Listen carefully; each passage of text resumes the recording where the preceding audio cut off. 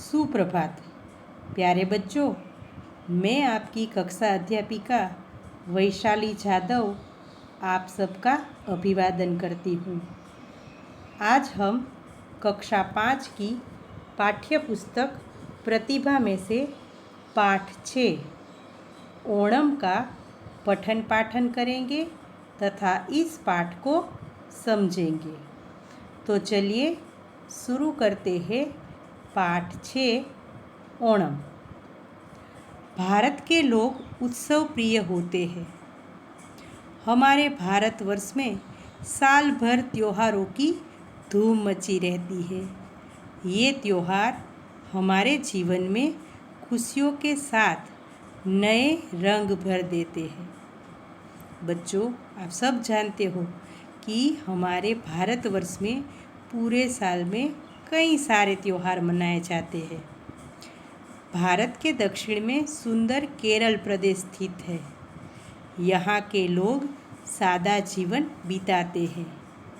इनकी मातृभाषा मलयालम है तथा इनका प्रमुख त्योहार है ओणम। यहाँ पर भारत के दक्षिण के अंदर जो केरल प्रदेश स्थित है उसकी बात बताई गई है कि यहाँ के लोग सादा जीवन बिताते हैं। इनकी मातृभाषा मलयालम है तथा इनका प्रमुख त्योहार है ओणम। यह अगस्त के अंतिम सप्ताह या सितंबर के शुरू में मनाया जाता है। इस त्योहार के साथ महाबली की पौराणिक कथा जुड़ी है। बच्चों, आप सब जानते हो कि हमारे हर एक त्योहार के साथ कोई ना कोई कहानी जुड़ी है। ठीक उसी तरह से यहाँ पर ओणम त्योहार के साथ भी महाबली राजा की पौराणिक कथा जुड़ी है। महाबली केरल प्रदेश के राजा थे। वे बहुत दयालु तथा दानी थे। आज से कई सालों पहले केरल प्रदेश के राजा थे महाबली। वो अपनी प्रजा का बहुत ही ध्यान रखते थे। वे बहुत ही दयालु तथा दानी थे। उनकी राज्य की प्रजा बहुत खुश थी। चारों ओर खुशहाली ही खुशहाली थी।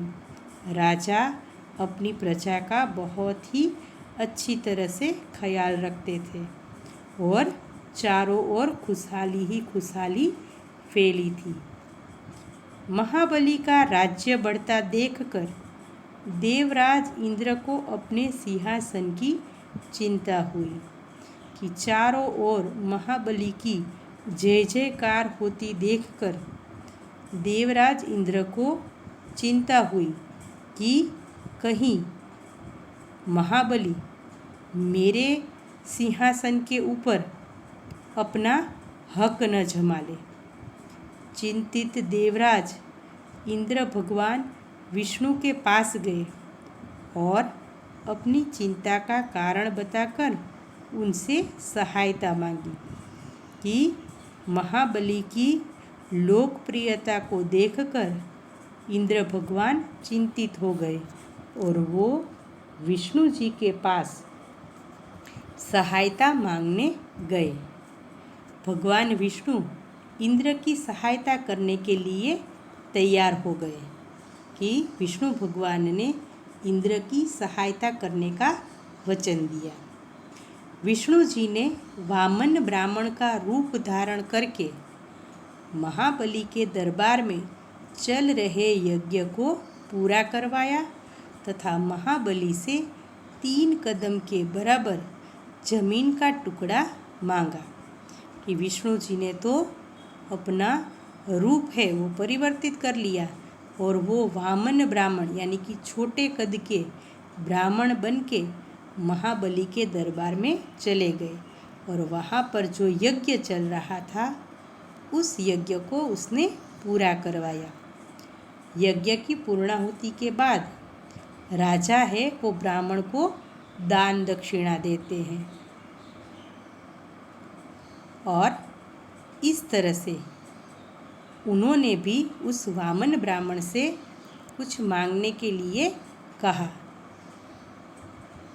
महाबली से 3 कदम के बराबर जमीन का टुकड़ा मांगा कि वामन ब्राह्मण ने जो यज्ञ पूरा करवाया था, जिसके बदले में उसने महाबली से अपने पैरों के 3 कदम के बराबर जमीन का टुकड़ा महाबली से मांगा। महाबली के गुरु ने उन्हें चेतावनी दी कि यह कोई साधारण ब्राह्मण नहीं है, अतः आप इन्हें कुछ भी देने का वचन नहीं देना।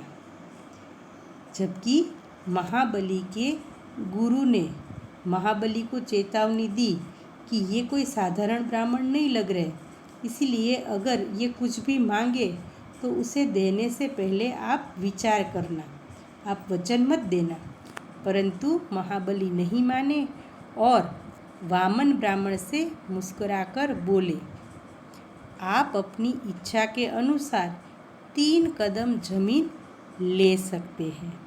कि महाबली ने अपने गुरु की बात नहीं सुनी और उन्होंने वामन ब्राह्मण से कहा कि आप अपनी इच्छा के अनुसार जहाँ पर आपको चाहिए वहाँ पर आप अपने 3 कदम के बराबर जमीन ले सकते हैं। यह सुनकर वामन वेशधारी भगवान विष्णु ने बहुत बड़ा रूप धारण कर लिया कि जैसे ही महाबली ने वचन दिया, उसे जमीन लेने के लिए कहा, तुरंत वामन ब्राह्मण ने अपना विराट स्वरूप धारण कर लिया तथा एक कदम में पृथ्वीलोक और दूसरे कदम में स्वर्ग को ढक दिया। उन्होंने एक पैर रखा तो पूरी धरती उसके अंदर आ गई। दूसरे कदम में उसने स्वर्ग को नाप लिया। अब विष्णु जी बोले, मैं तीसरा कदम कहाँ पे रखूँ? महाबली बोले, तीसरा कदम आप मेरे सिर पर रख लीजिए। कि राजा ने हाथ जोड़ते हुए कहा कि अब तो पृथ्वी और स्वर्ग की सारी जगह आपने ले ली है, अगर आपको तीसरे कदम की ज़मीन चाहिए तो आप अपना तीसरा कदम मेरे सिर पर रख लीजिए। विष्णु जी ने जैसे ही अपना पैर महाबली के सिर पर रखा, वे पाताल लोक में जा पहुँचे। कि जैसे ही महाबली ने ये आज्ञा की कि आप अपना पैर मेरे सिर पर रख लीजिए, और जैसे ही वो विराट स्वरूप विष्णु ने महाबली के सिर पर पैर रखा, महाबली नीचे जमीन के नीचे पाताल के अंदर जा पहुँचे। विष्णु जी ने उन्हें पाताल का राज्य दे दिया और बोले, मैं तुम्हारी भक्ति से खुश हुआ, अतः कोई एक वरदान मांग सकते हो। कि विष्णु जी तो महाबली की भक्ति से खुश हो गए। उन्होंने महाबली से कहा कि तुम कोई एक वरदान मांग सकते हो। महाबली ने विष्णु से कहा, आप मुझे हर साल अपनी प्रजा से मिलने की आज्ञा दे दीजिए।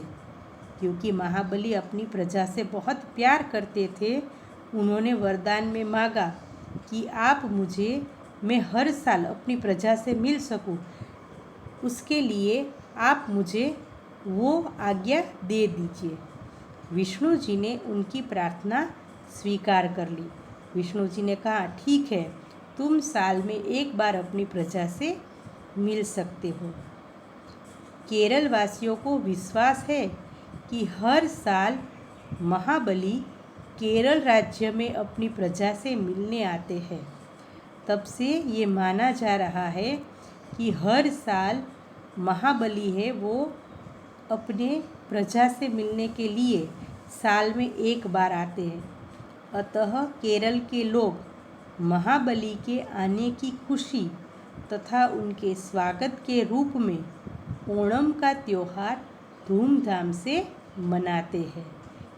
तब से केरल वासी महाबली के आने की खुशी में, उनसे मिलने की खुशी में ओणम का त्यौहार धूमधाम से मनाते हैं। 10 दिन तक ओणम का त्यौहार उल्लास तथा आनंद से मनाया जाता है। ये त्यौहार पूरे 10 दिन तक चलता है।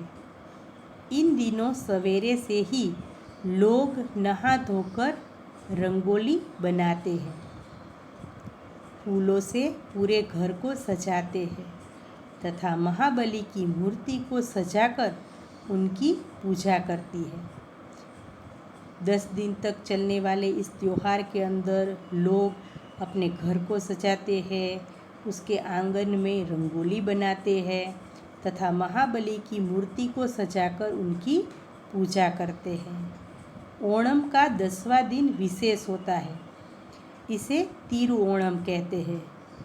इस दिन मंदिरों में कथकली नृत्य होता है तथा हाथियों का जुलूस भी निकाला जाता है कि जब त्योहार की पूर्णाहुति नज़दीक होती है तब 10वें दिन को खास रूप से मनाया जाता है। इस दिन को तिरुओणम कहते हैं। मंदिरों में कथकली नृत्य होता है तथा हाथियों का जुलूस भी निकाला जाता है। इस दिन नौका दौड़ का विशेष रूप से आयोजन किया जाता है। पंपा नदी के तट पर सर्पाकार नौकाओं में छोटे बड़े सभी लोग बैठते हैं। उसके बाद नौका दौड़ शुरू होती है कि इस त्यौहार की खास विशेषता ये है कि इस दिन नौका दौड़ का विशेष रूप से आयोजन किया जाता है। जो पंपा नदी के तट पर ये आयोजन होता है और वहाँ पर पूरे गांव के सभी लोग इकट्ठा होते हैं और नौका दौड़ शुरू हो जाती है। विजेता नौकाओं को सम्मानपूर्वक इनाम भी दिया जाता है। इस दिन केरल की छटा देखने योग्य होती है कि उसकी खूबसूरती इतनी बढ़ जाती है कि चारों ओर आनंद और उल्लास छाया रहता है। केरल वासियों का मानना है कि 10वें दिन महाबली राजा वापस अपने लोक में चले जाते हैं, इसलिए वे इस दिन आंगन में बनी भिन्न भिन्न प्रकार की कलाकृतियों को हटा देते हैं। कि केरल वासियों का मानना है कि 10 दिन तक जब ये त्यौहार चलता है तब तक महाबली राजा वहाँ पर रहते हैं, लेकिन 10वें दिन राजा वापस अपने लोक में चले जाते हैं, इसलिए ये लोग आंगन में बनी भिन्न भिन्न प्रकार की जो कलाकृतियाँ होती है, रंगोली होती है, उसको हटा देते हैं और इस ओणम के त्यौहार को खुशीपूर्वक विदा करते हैं। जितनी खुशहाली से ये लोग त्यौहार मनाते हैं, वैसे ही खुशीपूर्वक वे इस त्यौहार से विदा लेते हैं। संदेश: त्यौहार आनंद और उल्लास के भाव के साथ भाईचारे की भी सीख देते हैं कि प्रत्येक त्यौहार आनंद और उल्लास तो उसमें समाया ही है, लेकिन हम लोगों को भाईचारे यानी कि आपसी मेल जोल की सीख भी दे जाता है। यहाँ पे हमारा पाठ समाप्त होता है। धन्यवाद।